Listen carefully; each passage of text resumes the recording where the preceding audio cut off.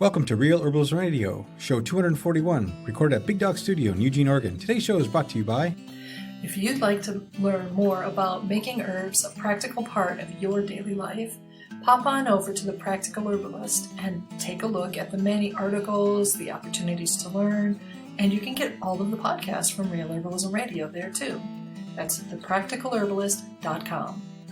Now here are your hosts. I'm Candace Hunter. I'm Patrick Hunter. And welcome to Real Herbalism Radio. Vinegars, vinegars, vinegars, vinegars, vinegars, vinegars, vinegars.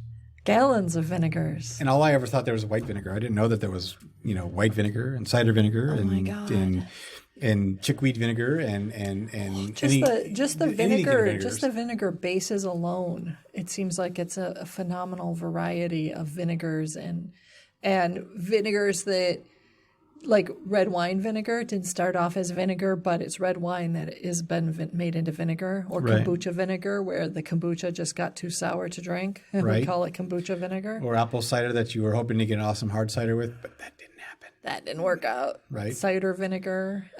Rice wine vinegars. There's so many vinegars. There are so many vinegars. So many to choose from. And aside from the culinary part of vinegars and the things that we use to make salad dressings with, or pickle things, have our pickles done with, or or whatever. There's also all the herbal benefits of vinegar. Right. Yes. Vinegar alone has a ton of benefits, not the least of which is that it triggers digestive juices flowing. So if you have problems with digestion, taking a sour like a vinegar with your meals is a wise choice. It helps your body get the bile moving, so it's going to do a better job of digesting your food. You want to break down as much of your food as possible before it leaves your stomach. And part of that is chewing, of course, and part of that is the stomach acid and the work that your stomach does. Mm-hmm. And the better you break it down, the easier it is going to be for the rest of your digestive system to do its job.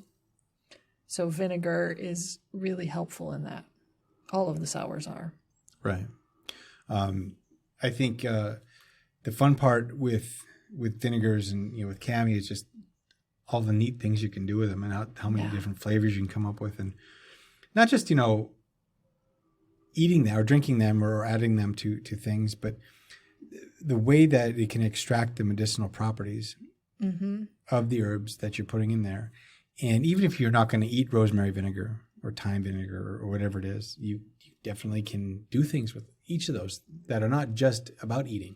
Right, because there's, like when we make tinctures, that's like a lot of herbalists, that's what they do. They make tinctures. It's the first thing they do. They don't work on the more practical and easy and approachable stuff like herbal vinegars. Right.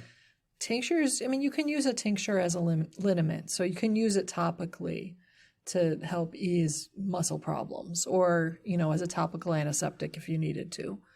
But they're actually kind of limited, whereas a herbal vinegar is not as limited.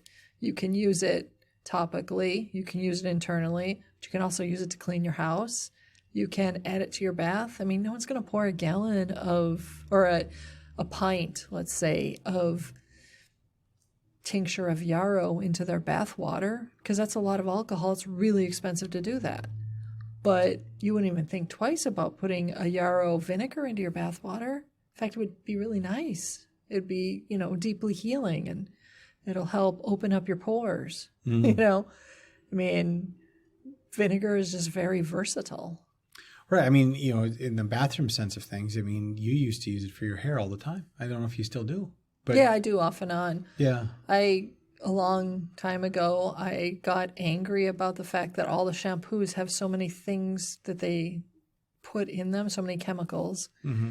And then if you just shampoo, then you have to also, your hair, at least for my stick straight hair, what ends up happening is my hair became lifeless and it tangled really easily. So then I'd have to use a conditioner, which coats your hair with a bunch of chemicals that it leaves behind.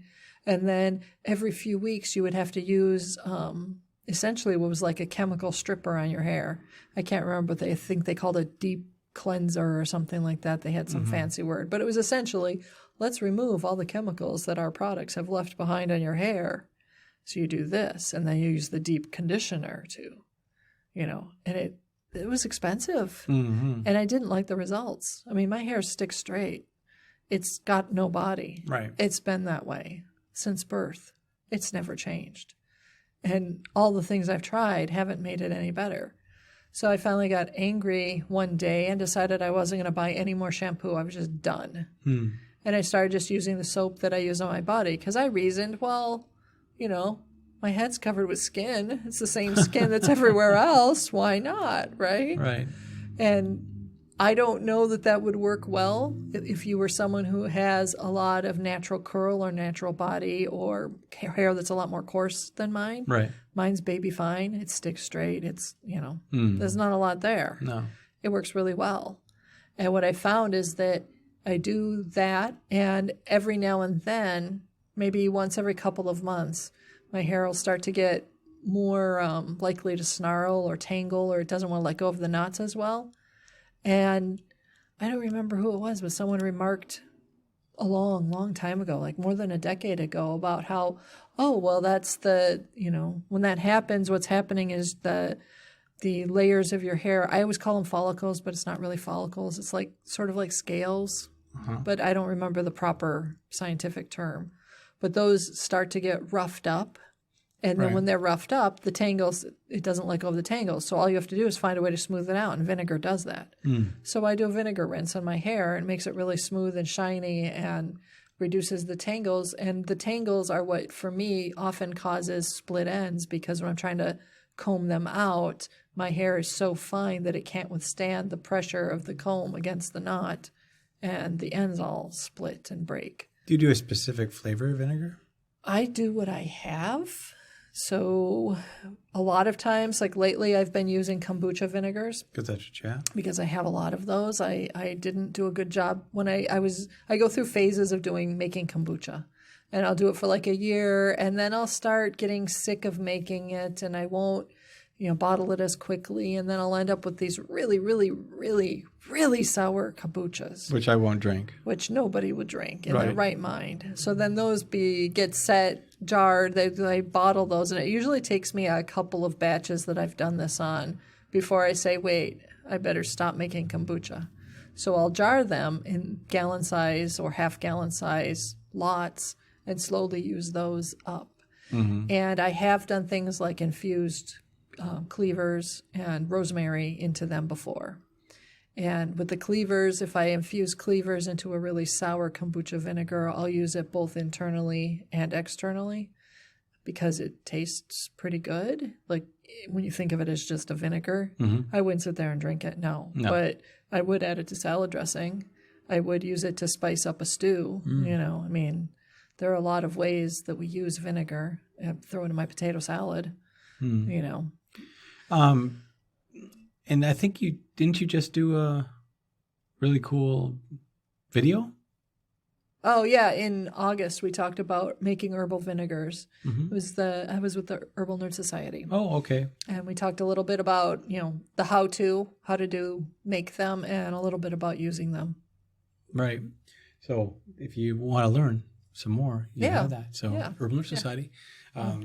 But the process actually isn't that difficult. No, it really isn't. One of the things I really loved about Cammie's book, The Herbal Kitchen, was that she's got a really wide variety of uses for the vinegars she suggests. And she gives you a lot of different recipes to try out.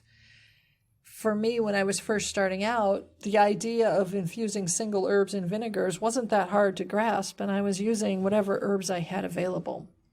And I would make a gallon. Or I would make, multiple quarts of these vinegars, and then I wouldn't eat that much salad dressing at that time in my life. So they just stacked up on my shelf. Yes. And, low to the person that decides that they're going to toss one of those out. Oh my God. Yeah. You're in trouble. And you were.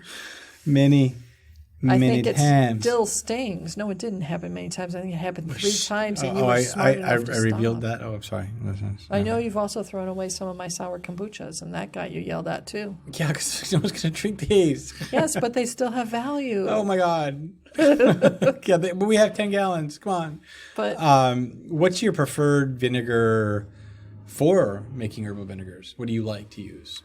Lately, I have been using a lot of apple cider vinegar because I have it and it's accessible. Is there a specific type of apple cider vinegar you like to use? Oh, I always go for the raw mother-in, unfiltered, unpasteurized. The stuff stuff you use? Yeah, closest to nature possible.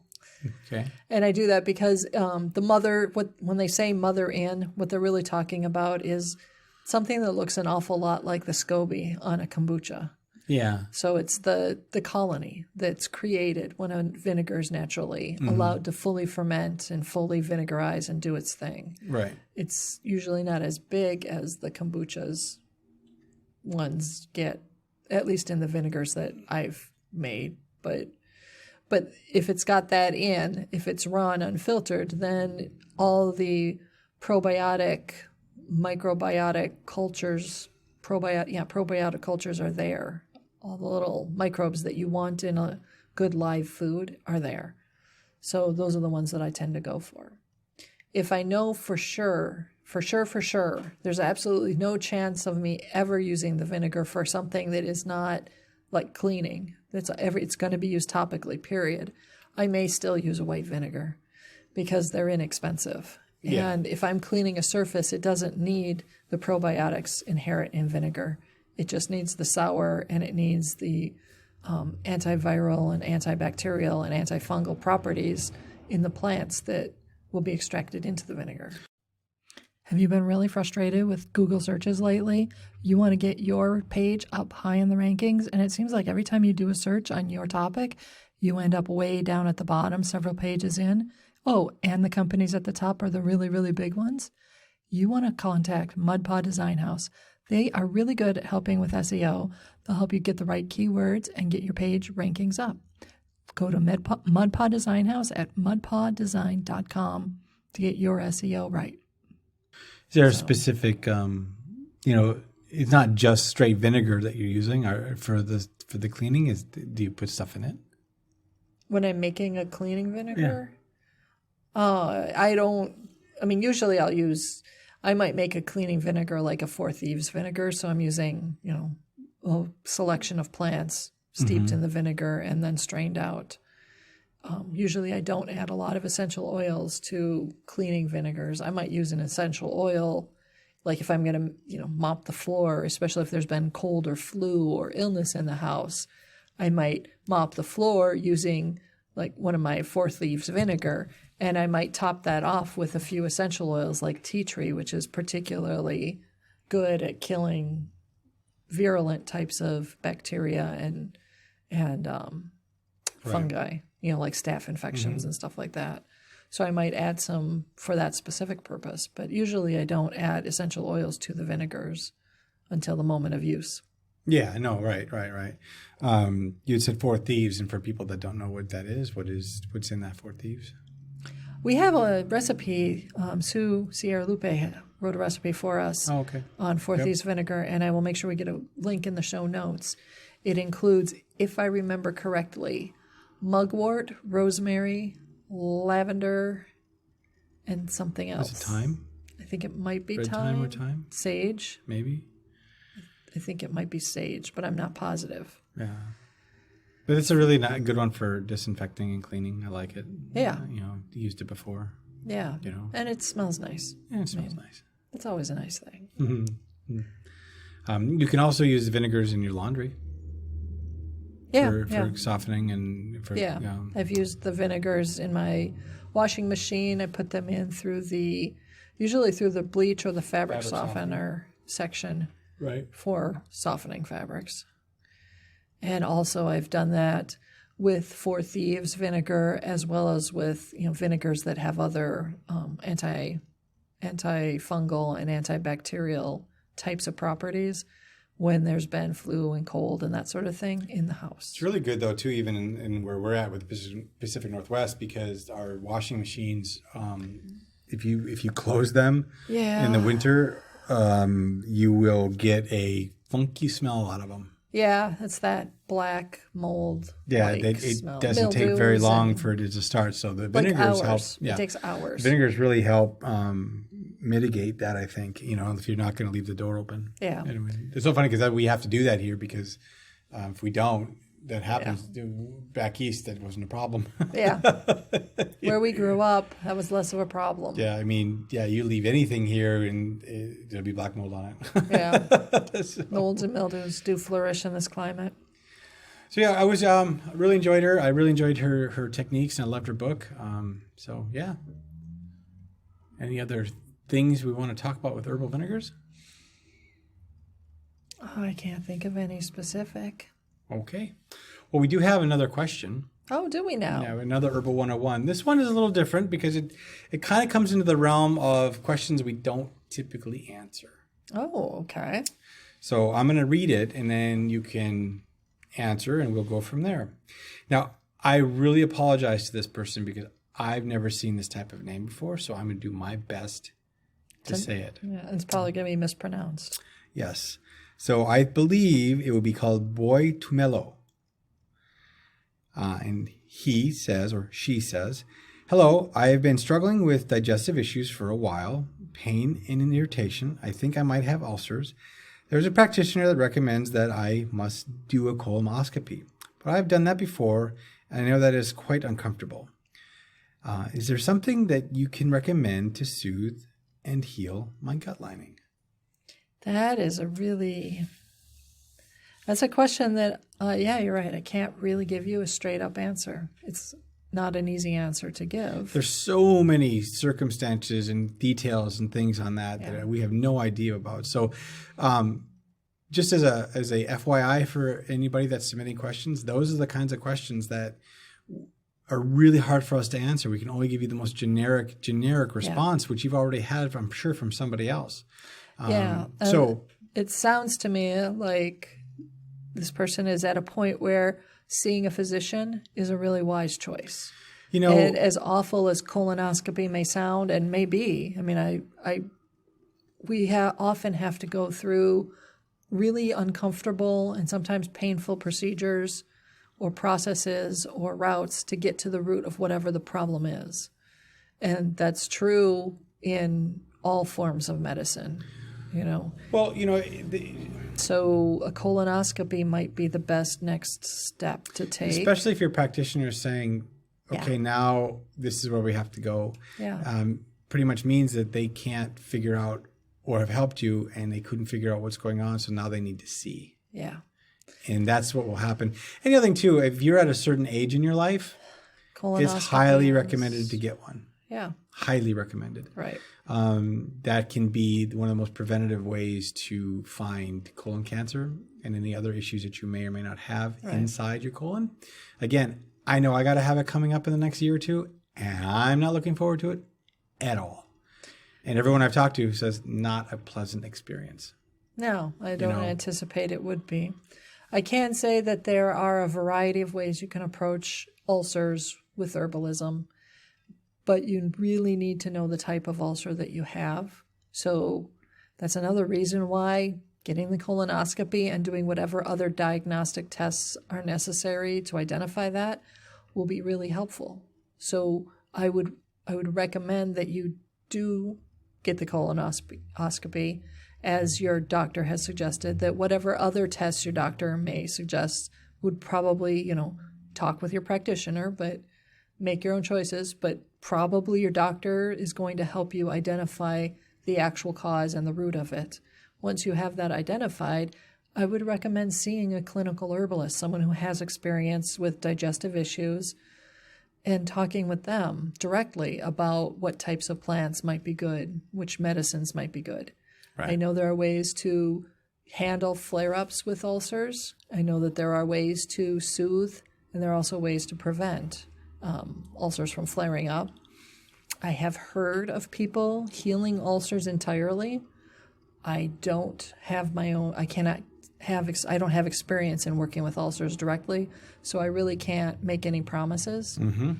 There are an awful lot of herbs that help to soothe the gut lining in general, and it's really important, I think, to know if it's an ulcer or not before you start looking for ways to soothe the symptom. first find out what the real cause is. Yeah. So it's very easy to Band-Aid symptoms. You might get, the herbs that you think are going to be soothing, and they will soothe your gut lining for a while. And whether it's an ulcer or, God forbid, it's something else or something worse, you're covering up the symptom. You won't figure out what it is, and it's going to get worse underneath that Band-Aid rather than better if you're not addressing it. Yeah. So it'll feel like it's better, but it really isn't. Yeah. And that's one of the things that's really a challenge in herbalism, particularly in modern herbalism. Not so much practice as it is practice, but also the information that's available. It's really easy to get classes on a variety of herbs and classes on how to use herbs for this symptom or this, condition or that one. But we aren't necessarily in those classes getting all the information we need on how to fully diagnose exactly whether or not this symptom is the root. Right. This symptom or the symptom set might be here because there's something else even deeper that's more problematic. And that's where, physicians and therapists and licensed medical practitioners can be very helpful. So. All right. Well, I hope that answers the question to the best that we can, but... and good luck to you. Good luck to you. Yeah. All right. So with that, put an herb on it. The statements made about herbs and products on this podcast have not been evaluated by the United States Food and Drug Administration, FDA, and are not intended to diagnose, treat, cure, or prevent disease. All information provided on this podcast or any affiliated websites is for informational purposes only and is not intended as a substitute for advice from your physician or other healthcare professional. You should not use the information on this podcast and its affiliated websites for a diagnosis or treatment of any health problem. Always consult with a healthcare professional before starting any new vitamins, supplements, diet, or exercise program before taking any medication, or if you have or suspect you might have a health problem. Any testimonials, questions, or case studies are based on individual results and do not constitute a guarantee that you will achieve the same results.